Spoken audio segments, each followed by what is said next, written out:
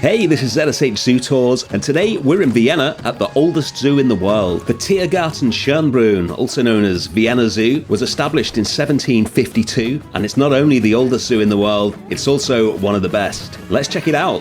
Vienna has a reputation as one of the most beautiful cities in the world, and it is not hard to see why. Everywhere you look, there is incredible architecture, but we don't have time for any of that. We're heading straight to the Tiergarten Schönbrunn to see what it has in store. It's not often you get to go to a zoo set in the gardens of a palace, but Schönbrunn Palace is where this zoo is set. There's no big entrance plaza here, they save that for the center of the zoo. Straight away, you're in a koala house. I was really lucky here. To begin with, we have the traditional koalas sitting around sleeping, doing nothing like they normally do. So I made sure to come back at feeding time, and I actually, for the first time in my life, saw koalas walking around and actually doing stuff. They are so cute, it's just ridiculous. Definitely the closest thing to a teddy bear in the animal kingdom, I think. It's a cute little house as well. Most of the habitats here are built into the beautiful 18th and 19th century architecture, and they've done an amazing job of changing the insides into suitable habitats whilst keeping the outsides looking the same way they have done for 300 years now. This is pretty much the peak of koala activity, slowly wandering from one bunch of eucalyptus to the other. It's a great privilege to be able to see it. Next up in this area is the Ostafrika House.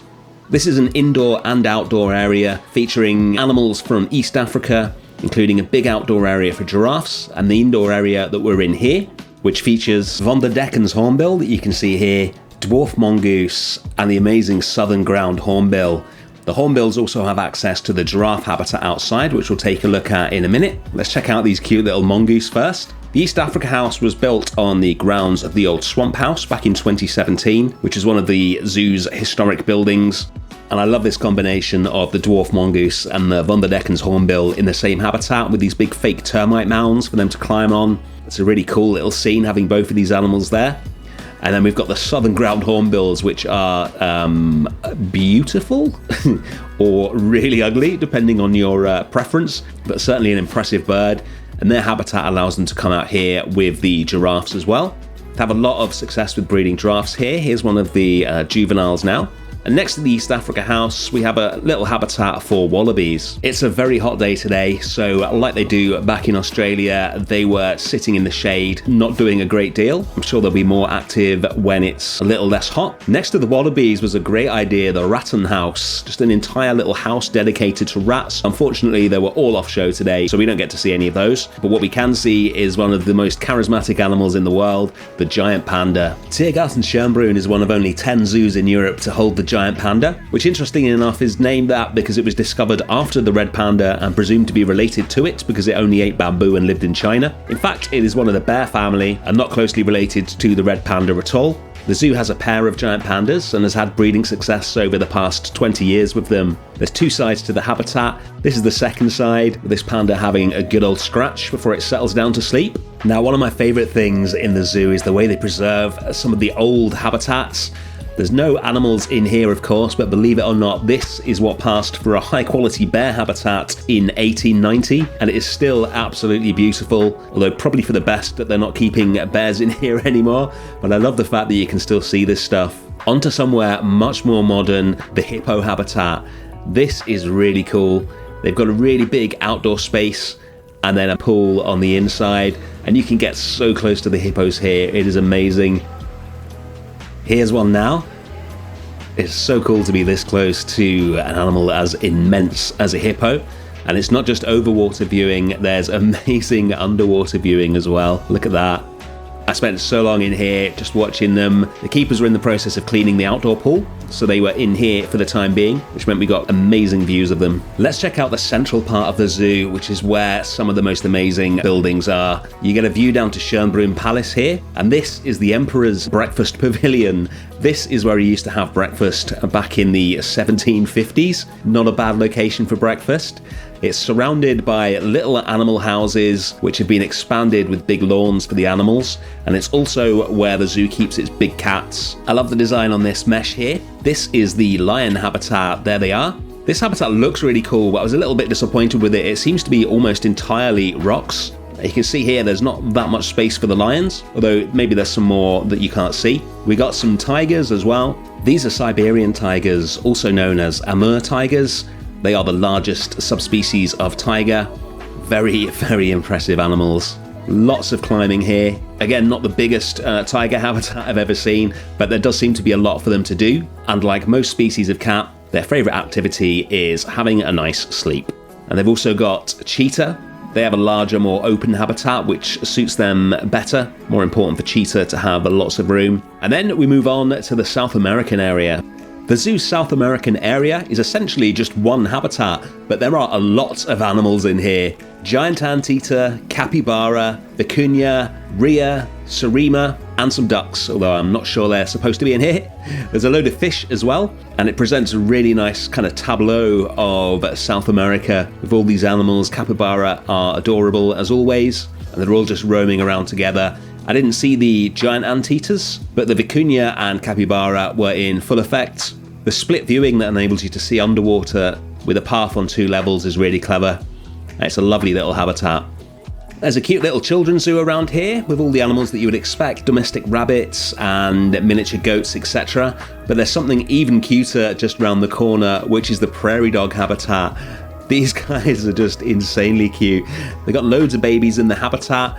Look at this one just flattened out on the floor. I got an amazing view of one of the babies as well. There's just a little glass viewing window at the front of this open habitat, so you can get so close to them. And they are really charismatic little animals. Maybe a little too close there, sorry. And look at this little baby coming right up to the glass to check me out. I wasn't expecting prairie dogs to be one of the highlights of the zoo, but they really were. Now it's time for a really beautiful area in the zoo, the Rhino Park. This Asian-themed area features a pair of Indian rhinos, as well as nilgai, Vietnamese sika deer, and black buck. I love Indian rhinos. I think it's something to do with the way their hide looks so much like armor plating. They are very cool animals. This area is 6,000 square meters and it's currently being redeveloped. I think they're planning on making it even bigger and adding some more animals in. At the top of the zoo sits the zoo's Rainforest House, and we're going to make our way up there now.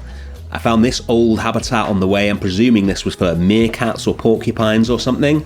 It looks like a very old habitat that's then been extended with this perspex or glass area here, but there doesn't seem to be anything in it right now. But I love old habitats like this.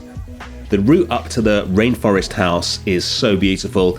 We've got all these waterfalls as you wind your way up the hill, and then hidden away are these aquariums, absolutely massive tanks with curved glass screens. Each one sits behind a little rocky outcrop, and you progress through all of them as you make your way up to the Rainforest House.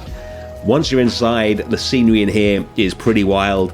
This isn't the biggest rainforest house I've ever been to, but the theming is absolutely spot on. There's an Indiana Jones style rickety wooden bridge for you to walk over, and then you can take in the various occupants of this house. It's currently under redevelopment, so the bottom level isn't accessible to guests at the moment, but the whole of the top level is, and you can see animals like 2 types of flying foxes from Asia, various species of frog, including Wallace's flying frog, Fijian iguanas, and birds as well, like fruit doves. I love this curved glass roof, it's absolutely gorgeous. This is where you'd normally go down onto the bottom level, but sadly we weren't able to go into there today. Let's move on to something very different, the polar bears. This habitat is absolutely beautiful from a visitor's perspective, really nicely landscaped. There's 2 separate areas for the 2 polar bears. I've been to zoos all over the world, and I can count the number of polar bear habitats that I was happy with on 2 fingers, and Tiergarten Schönbrunn was not one of them. Problem with polar bears is their natural environment is essentially an infinite amount of ice, snow, and water.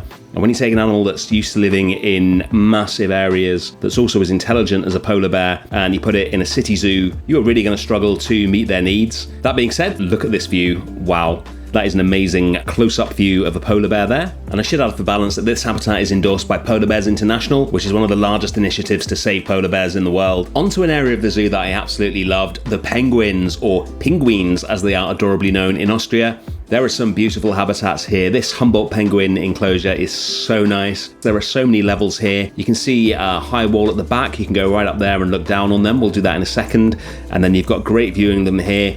This habitat is so good. They've got a big pool to swim in. It's nice and deep as well. There's a little island in the middle. There's a beach at the back. And then there's this whole area to the left where they've got all these cliffs and different levels to live on. This habitat is a great environment for Humboldt penguins. In the wild, they live on the coasts of Peru and Chile, and they're used to hot weather and then cool ocean to swim in. So Austria provides a nice replica of that. You can see from up here how beautiful this habitat is. There's a little waterfall, and it's just a lovely place to spend some time. Next up, we're going to go inside and see some Antarctic penguins. This exhibit is known as the Polarium, and it reminds me of a miniature version of Penguin Cove at Bird Paradise in Singapore.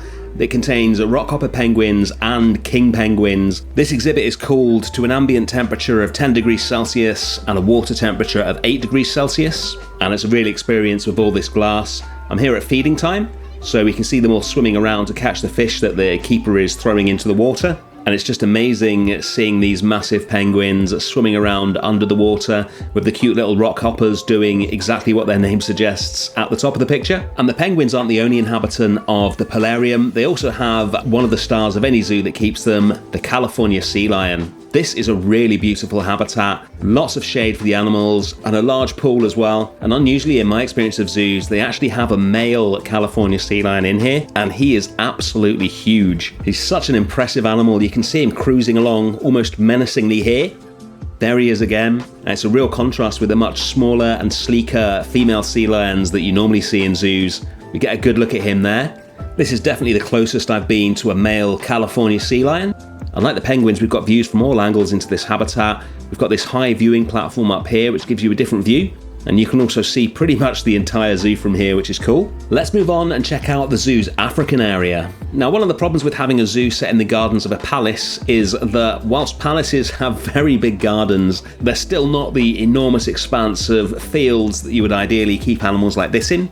So the elephant habitat here is pretty sizable. I've certainly seen much smaller ones than this, but it's not up to the standard of some of the best elephant habitats that I've seen, like at Prague Zoo. It's always a treat to see elephants though, especially African elephants like this. They also have some zebra here, including some adorable baby zebras. You can see a couple of them here. These are Burchell zebra, a subspecies of zebra that Vienna Zoo has been keeping for over 80 years now. And one of the really interesting features about them is that they have two sets of stripes rather than the traditional one. You can see the dark grey stripes in between the black stripes. Let's move on to one of the most beautiful zoo buildings I've ever seen, the zoo's Monkey House, dating from 1841. From the outside, this looks like the kind of building you can see in quite a few European zoos. Artis has quite a lot of similar buildings, but when you get inside, wow. Have you ever seen anything like this in a zoo before?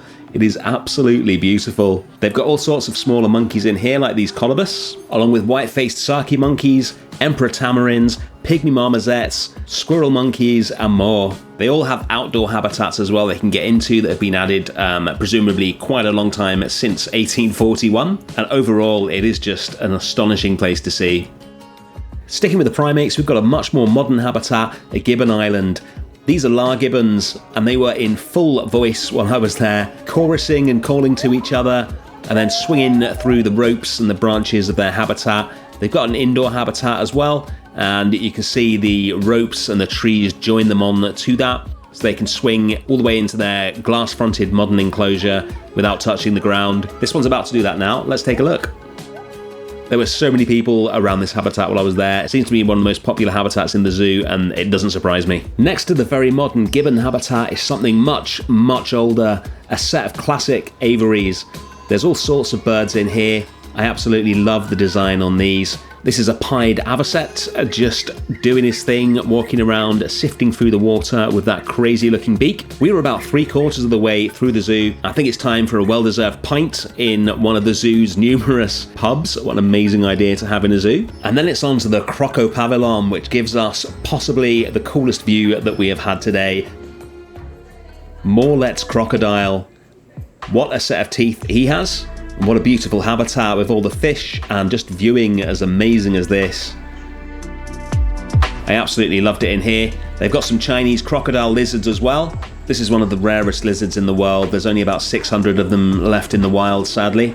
And it's attached to an aquarium which features an 80,000 litre saltwater tank along with jellyfish. Now, I've seen moon jellies in zoos before, but I've never seen these jellyfish. It's absolutely mesmerizing the way they slowly pulsate and float around their tank. It's particularly difficult to keep jellyfish in zoos because they essentially have no experience whatsoever of barriers, walls, glass, rocks, They just live in the open ocean, and so it's testament to the skill at Tiergarten Schönbrunn that they have 3 different species on display. These ones are absolutely amazing, like something out of a science fiction film. I love them. I spent so long looking at these, but it's not just jellyfish in here. We've got amphibians as well, like some beautiful little tree frogs.